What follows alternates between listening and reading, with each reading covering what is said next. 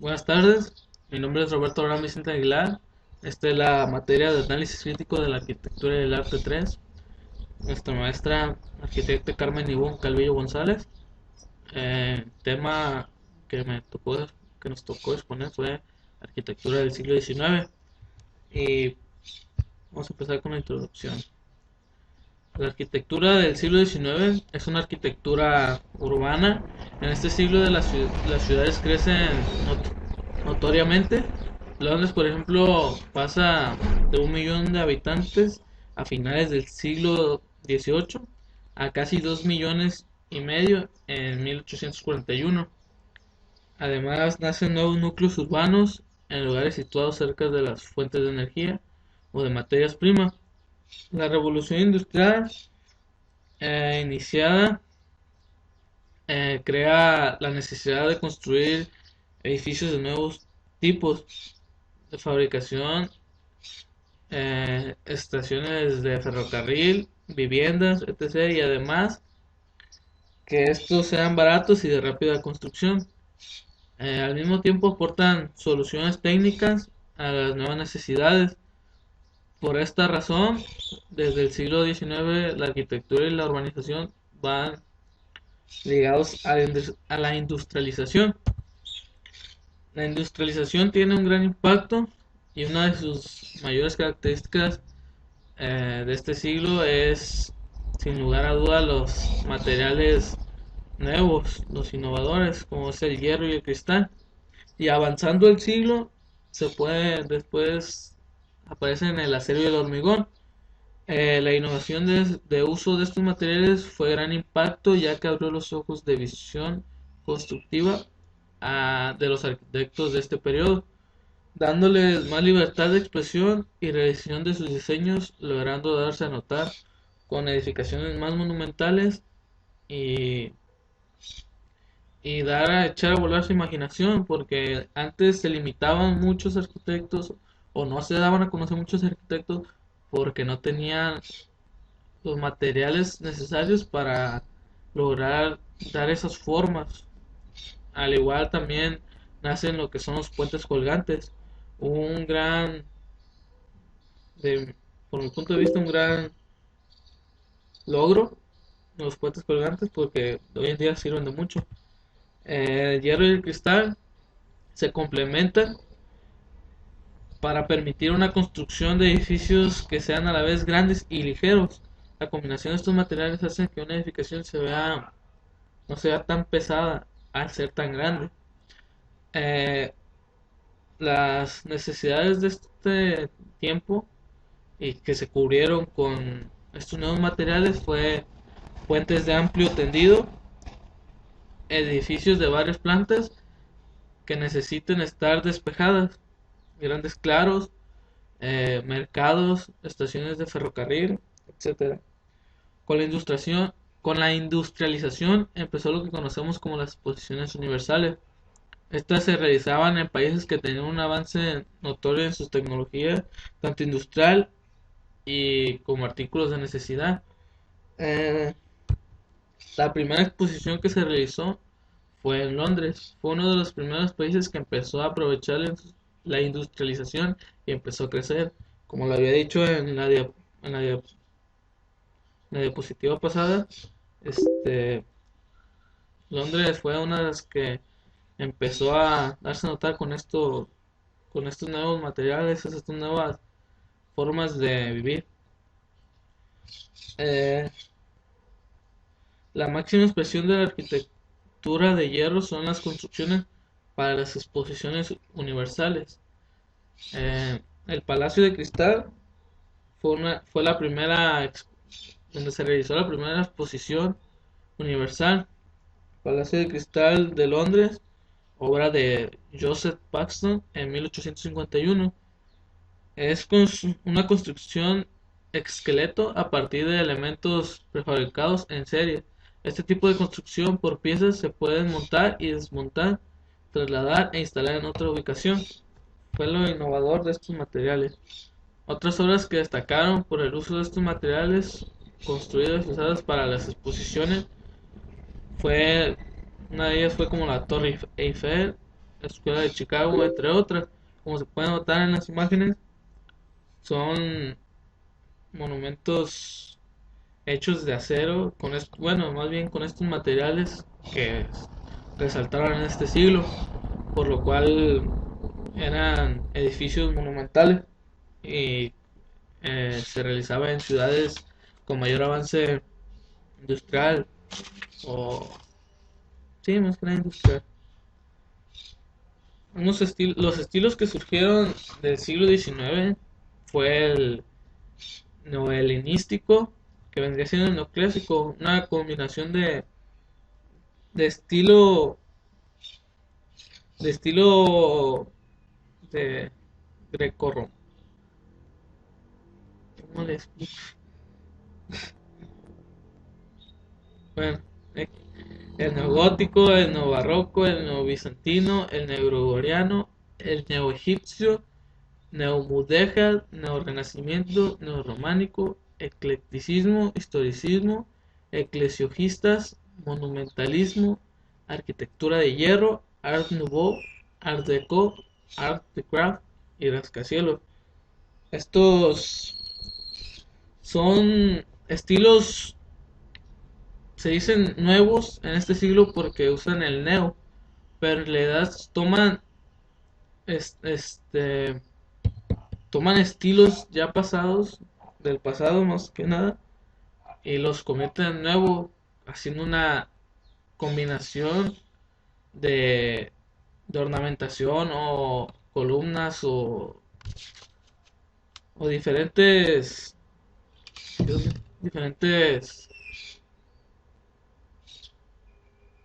tipos de construcción de antes y los plasman en las edificaciones de ese siglo, pues se llaman neo, pero en sí son los mismos, pero plasmadas en las nuevas tendencias de este siglo. El arquitecto que les voy a hablar es Alberto de Palacio y Eliseugue. Fue un arquitecto español nacido en Sare el 25 de enero de 1856 y murió en el año de 1939. Sus proyectos más destacados de este arquitecto fue el puente de Vizcaya y la estación de Atocha. Sus estructuras en sí de acero pues fueron el puente de Vizcaya, como ya les había dicho, más destacado. En 1882 terminó sus estudios en la Escuela de Arquitectura de Barcelona. Completó su educación en París, donde fue alumno de Gustave Eiffel y Ferdinand Arnaud, gran especialistas en puentes atirantados. Ah, su polifacetismo quiere decir que todo lo aprendido en pintura, urbanismo y todo lo que logró este arquitecto no se corresponde a ninguna acumulación de títulos. Simplemente su título era la arquitectura. Los otros ya eran nada más conocimientos que tenía. Ah,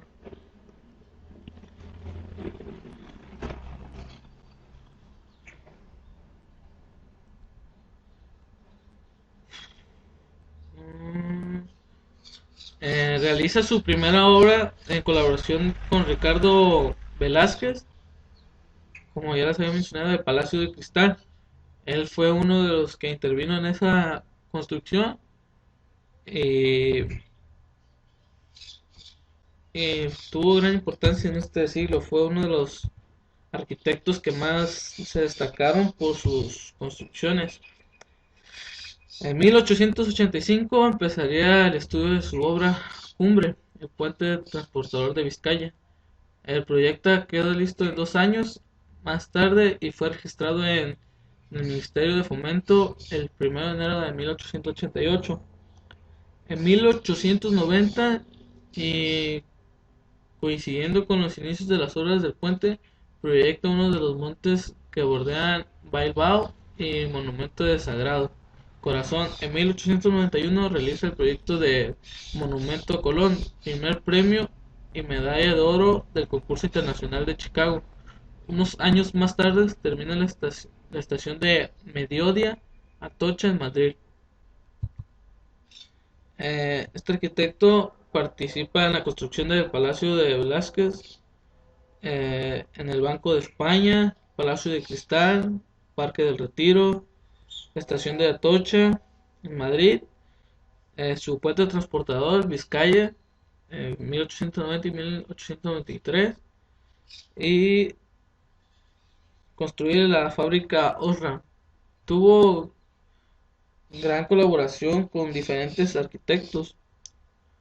De hecho, uno de ellos fue su- uno de los que le enseñó, Frédéric Arnoldi, fue uno de los arquitectos que fue fundamental en su formación y logró hacer grandes edificaciones con él, como ya lo había mencionado. Bueno, aquí les voy a hablar del puente Vizcaya de Alberto Palacio. El puente recibe varios nombres. Su nombre oficial es el puente de Vizcaya, aunque se denomina más popular y extendida de puente colgante. Es un puente transportador de pasaje concebido, diseñado y construido entre 1887 y 1893. Fue inaugurado en 1893, siendo el primero de su tipología en el mundo. Este puente está elaborado con estructuras de acero y reforzada con cables de alta tensión de acero que sirven de apoyo para las dos torres y de estabilidad de la estructura. Aquí de los cables entra la participación de Federic, como ya les había dicho, en su colaboración, porque él era un especialista arquitecto ingeniero en los cables de alta tensión. El objetivo que se perseguía al construir el puente de Vizcaya era unir los dos márgenes de la desembocadura de Nervio, sin entorpecer la navegación. El puente tiene 61 metros de altura y 160 metros de longitud. Se trata de un puente colgante con una barquilla transportadora para el transporte de vehículos y pasajeros. Como se puede mostrar en la imagen, ahí se ve cómo funciona este transportador. Fue el primer puente de este tipo construido en el mundo y por ello sirvió de modelo de numerosos puentes construidos en Europa, África y América. El puente de Vizcaya es considerado actualmente el puente transportador en servicio más antiguo del mundo. Lo que ya les mencionaba, también tiene que ver con su arquitecto. Al tener esta idea, el arquitecto se da un gran resalte en este siglo, ya que es uno de los primeros en trabajar con este tipo de materiales y tener gran éxito. Su construcción se debió a la necesidad de unir, como ya lo había mencionado, los márgenes que pasaban por este río. El diseño fue obra de don Alberto Palacio Eliseu, conocido también por su participación en la construcción del Palacio de Cristal. Realizó un minucioso trabajo analizando prácticamente la totalidad de las opciones disponibles en la época. Esto indicaba transportadores sobre carriles, barcazas, gabarras flotantes y todo tipo de puentes, giratorios, levadizos, basculantes, submarinos, elevados, etcétera. Pero pues obviamente el que más le llamó la atención, no sé por qué lo escogió, pero le dio en el punto, fue el puente de Vizcaya, el puente colgante. Eh, ok. Eh, a mediados de 1937, durante la Guerra Civil Española, los ingenieros del republicano Ejército del Norte recibieron la orden de destruir todos los pasos sobre el río de Bilbao, con el fin de detener los avances de las tropas franquistas. Por esto, en el 17 de junio de ese año, se derribó el travesaño que se precipitó sobre las aguas. El puente fue reconstruido, finalmente puesto en servicio nuevamente el 19 de junio de 1941. Eh, por, medio, por medio de esta guerra civil española, el puente fue destruido y totalmente colapsado. Pero ya en las fechas que les comenté ahorita, se fue la restauración y estuvo a cargo del ingeniero José Juan Ar- Arcil. Eh, Aquí tenemos el análisis formal de nuestro edificio. Tenemos una simetría, como es viéndolo de frente en la fachada. Una simetría ya que está basada en dos torres a los lados y tiene un cuerpo rectangular sosteniendo estas dos torres. Es simétrica porque tiene por los lados la misma, vaya redundancia, la misma simetría. Tiene repetición de módulos, como se puede notar en la imagen. En lo que es el rectángulo al interior se representa unos módulos formados por triángulos que vendría siendo medio hexágono. Tiene gradación en lo que vendría siendo las formas de la estructura de los cables de tensión, y también tenemos tensión en lo que se vendría siendo las torres agarradas con los cables. Eso hace una tensión en la fachada del edificio.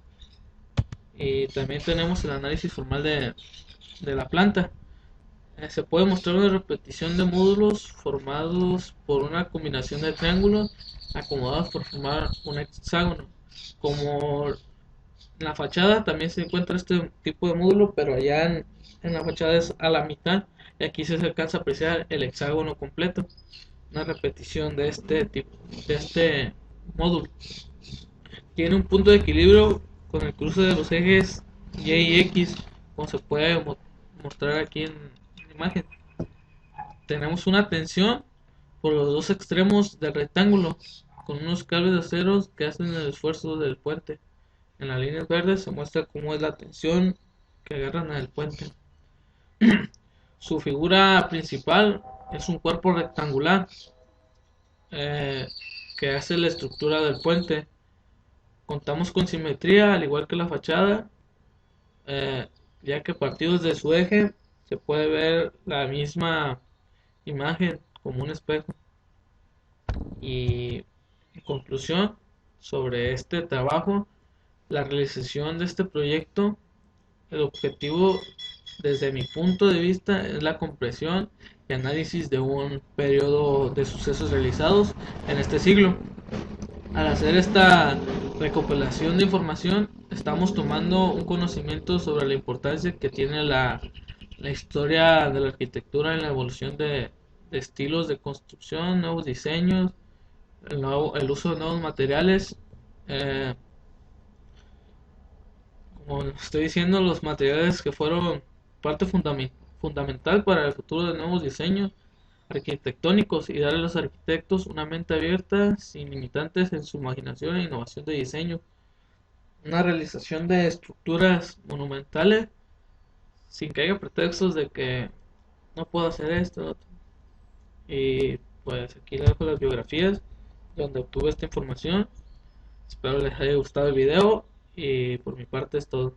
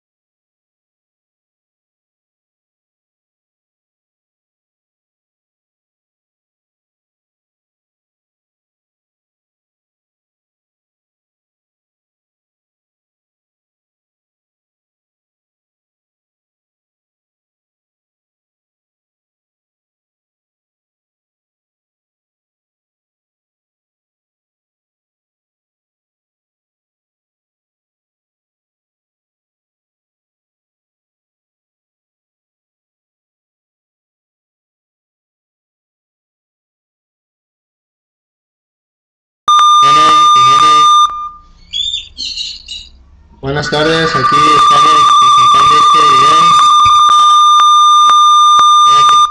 Vete aquí, ¿no? Ok, continuamos con esta exposición. Todo va bien hasta ahorita, parece. Perfecto, vamos a checar.